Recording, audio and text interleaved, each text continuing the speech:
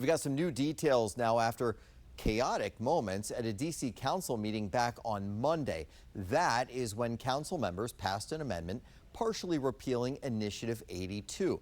That's the law that raises the tipped minimum wage for restaurant workers. Now tonight, 7 News' Carl Willis is learning a group against the amendment is planning one serious challenge. Emotions on display Monday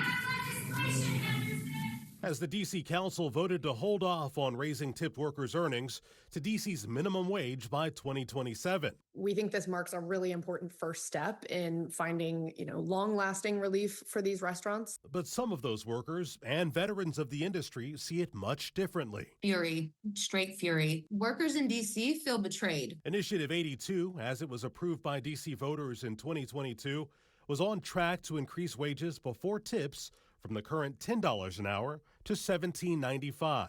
But local restaurant operators say they are struggling with operating costs, with more than 50 restaurants like this one closing this year alone.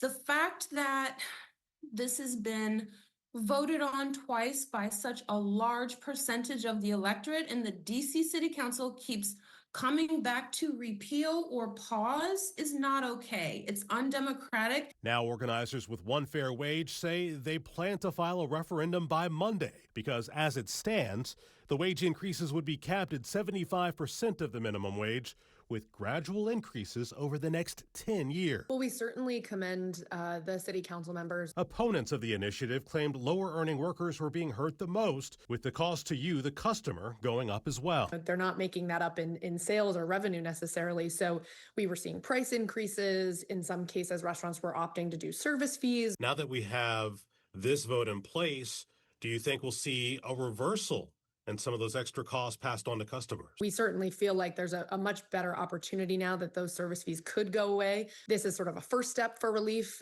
This is not a fix-all. We are not going to stop. And if we have to, we will do another ballot initiative. Carl Willis, 7 News.